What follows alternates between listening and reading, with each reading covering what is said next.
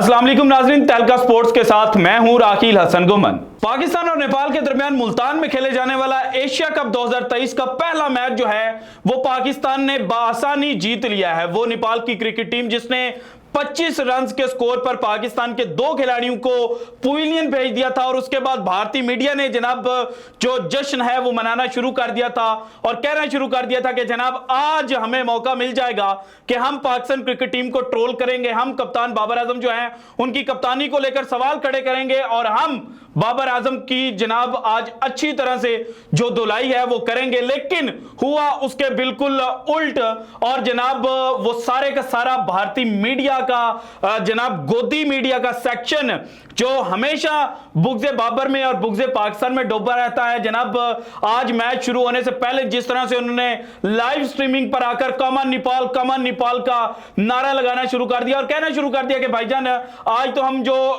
Cricket में underdogs हैं उनको सपोर्ट करेंगे और हम ये चाहते हैं कि जनाब नेपाल जो है वो पाकिस्तान को बीट करे। तो अब चूंकि जो मैच है वो खत्म हो चुका है और उनकी जो इस वक्त लाइव स्ट्रीमिंग चल रही है जिस पर जनाब वो बड़े जनाब ठाठे मारते हुए कुछ बातें कर रहे हैं, तो उनको देखकर मैं एक ही बात कर सकता हूं। पाकिस्तान के अंदर और स्पेशली पंजाब के अंदर एक जनाब जो मुहावरा है वो बड़ा फेमस है और कहा जाता है कि जनाब शर्मिंदे दी आक उगया यानी कि घास उगा। तो उसने कहा उन्हें क्या कि जनाब कोई गाल नहीं छावे ही बांधे।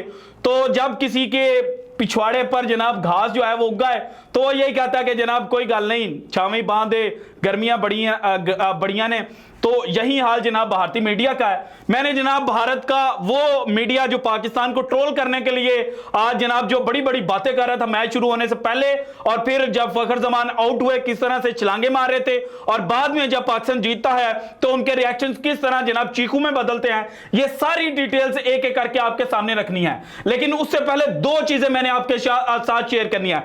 एक जनाब भारत का वो मीडिया जो एनालिसिस करते हुए जनाब जो चीजें हैं जो फैक्ट्स हैं उनको मद्देनजर रखते हैं, यानी कि विक्रांत गुप्ता की टाइप के जो लोग हैं जो जनाब हम्बल लोग हैं उन्होंने बाबर आजम की जो सेंचुरी थी उसके बारे में क्या कहा। जनाब कुछ मिनटों की ये वीडियो है वो भी आपके साथ शेयर करनी है। लेकिन उससे पहले भी जनाब एक जो मोस्ट इंपॉर्टेंट पॉइंट है शेयर करने वाला कि जनाब किंग बाबर आजम जिन्हें भारतीय मीडिया तो किंग बाबर आजम नहीं मानता, लेकिन चूंकि जो उनके स्टैट्स हैं वो डिफाइन करते हैं कि जनाब बाबर आजम जो हैं वो इस वक्त दुनिया क्रिकेट के किंग हैं। तो उन्होंने आज एक और इजाज जो है वो अपने नाम कर लिया है और वो इजाज जनाब बाबर आजम से पहले साउथ अफ्रीका के जो ओपनर बैट्समैन है हाशिम आमला उनके पास था। हाशिम आमला ने 104 इनिंग्स का ओडीआई के अंदर खेलकर 19 सेंचुरियां जो हैं वो बना रखी थी, जबकि बाबर आजम ने आज जनाब 130वीं जो इनिंग है वो खेलते हुए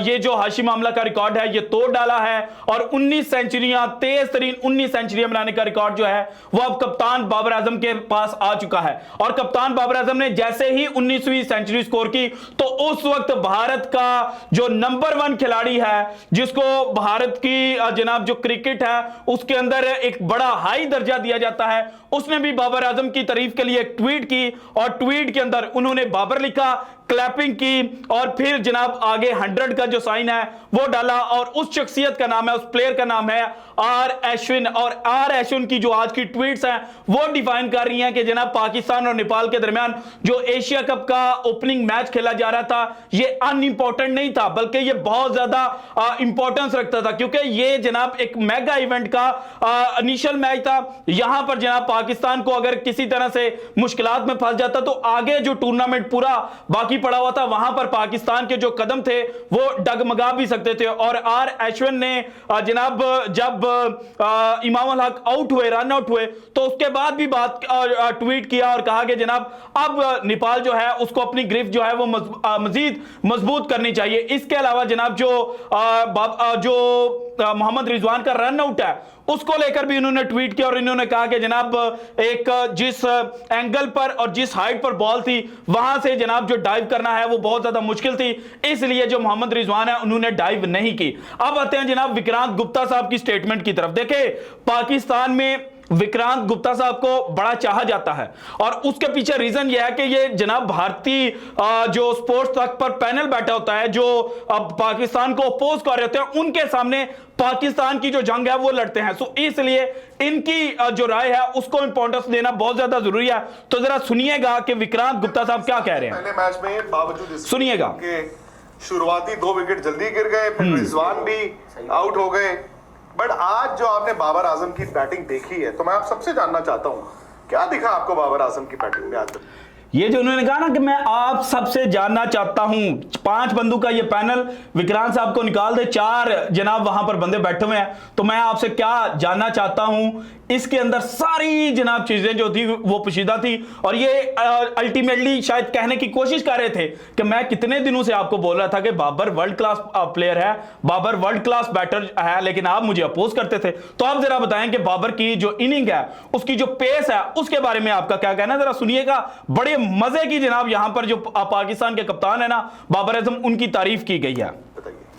किससे? नहीं, आप बताइए। मैं शुरू नहीं, मुझे तो मतलब जिस तरीके से उन्होंने इनिंग्स पेश करी, और हम ये एक दिन जब चर्चा चल भी रही थी तो राहुल भाई और हम बात कर भी रहे थे, तो ये पॉइंट क्या था कि जो इनिंग्स पेश करते हैं वो बड़ी तगड़ी करते हैं। और आज भी अगर उनकी इनिंग्स का ब्रेकअप, क्योंकि फिर देख रहा था मैं किस तरीके से उन्होंने किया है, पहले 51 रन उनके 72 बॉलों पर थे, थोड़ा सा एक रीबिल्डिंग फेज और उस तरीके से चले।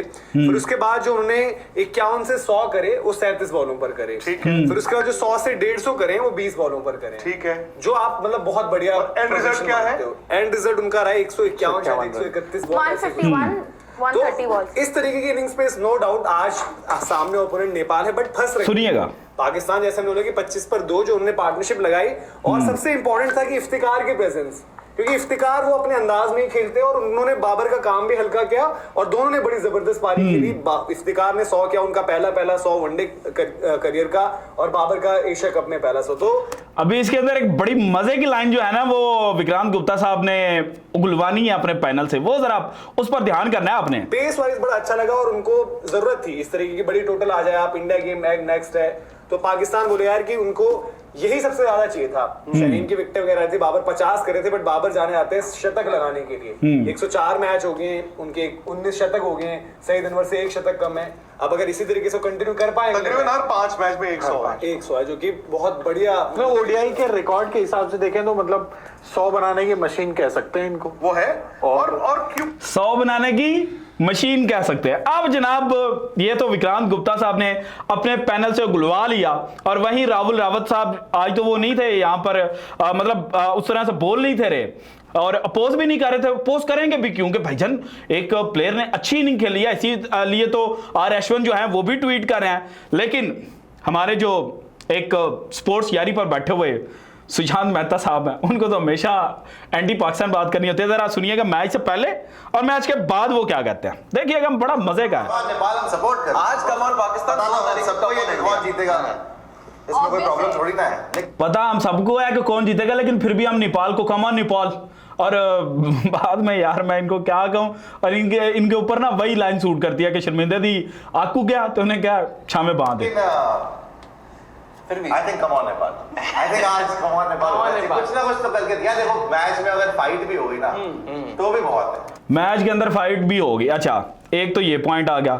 उसके बाद जनाब जहां पर जो फखर जमान है उनका एज लगता है, आसिफ शेख ने अच्छा जनाब उनको पकड़ा और अच्छा कैच जो था वो ग्रैब किया था, तो वहां पर ये किस तरह छलांगे मारे थे और इनके एक्सप्रेशंस, मेरे जो एक्सप्रेशंस हैं वो देख के आप अंदाजा लगा लीजिएगा।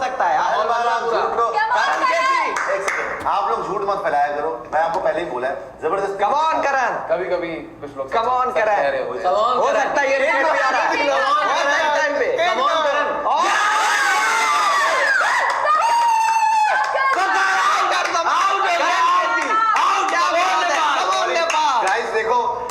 वो भूखा था ना, किसी ने उससे पूछा कि 2 जमा 2, ने कहा 4 रोटियां। यही हाल इनका, इनको पाकिस्तान के खिलाफ कुछ चाहिए था और वो इनको मिल गया उसी वक्त, और इन्होंने जनाब बाद में शामियाने और शादियाने बजाने शुरू कर दिए, चीखें मारना शुरू कर दी। अच्छा, अब जैसे ही नेपाल मैच हारता है तो उसके बाद इनके रिएक्शन क्या होता है जरा ये भी देखिएगा, और उसके बाद कहते क्या है, लफ्जों को कैसे जनाब ये आगे पीछे करते हैं वो जरा गौर से देखें। इन्फो इनफैक्ट बोल रहे हैं मेरी जान हुन भी आखो ना कमॉन नेपाल दी की गल है बादशाह, नेपाल नु कुट के तुसी 7वें आसमान ते हो गए, कोई गल नहीं। हुन जो आएगी ना असली इंडिया फिर तक ਤੁਹਾਨੂੰ ਦੱਸ देंगे कोई गल नहीं हुन आ जाओ मैदान च है ना और श्रीलंका बंदा जो आएगी भाईजान जब इंडिया का मैच होगा तो इंडिया के साथ देखा जाएगा और हम तो पहले ही कहते हैं क्यों ना गिवन डे जो टीम अच्छा परफॉर्म करेगी वही जीतेगी। हम यहां पर बैठ के जितने मर्जी बातें करते रहे, जितनी मर्जी जनाब यहां पर ऊट पटांग बातें करते रहे, जितना मर्जी जनाब अपनी टीम को उठाते रहे, लेकिन असल मुकाम असल मुकाबला ग्राउंड के अंदर खिलाड़ियों ने लड़ना है। और आप तो जनाब हमेशा एंटी पाकिस्तान बैठे होते हैं। और अब मैं देखूंगा कि आप कह रहे थे ना कि जब छोटी टीम को सपोर्ट करना है तो नेपाल और इंडिया का जब मैच होगा तो किसको आप सपोर्ट करते हैं, तब तो आपको बड़ा अपना जो इंडिया है वो नजर आएगा। वहां पर भी बात कीजिएगा कि जनाब आज नेपाल जो है उसको जनाब इंडिया जो है वो उसके खिलाफ जीतना चाहिए। हालांकि रिजल्ट हमें भी पता है कि नेपाल जनाब इंडिया से हार जाएगा, लेकिन जो आप फैक्ट्स को मैनिपुलेट करते हैं, जो सिर्फ ऑडियंस ग्रैब करने के लिए आप जनाब बड़ी बड़ी बातें छोड़ते हैं, तो भाईजान बाद में मैच के बाद लोगों ने आपको कमेंट सेक्शन में जाकर यही कहना है ना, करें भाई अब कर क्यों नहीं रहे। तो 2 सितंबर को 2 सितंबर के दिन ही देखा जाएगा कि क्या बनता है। So this is it from today's episode. अगर आपको वीडियो पसंद है तो लाइक कीजिएगा, ज्यादा से ज्यादा शेयर कीजिएगा, अपनी कीमती राय का इजहार लाजमी कीजिएगा, और अगर आपने अभी तक चैनल को सब्सक्राइब नहीं किया तो कर दें। शुक्रिया, अल्लाह हाफिज।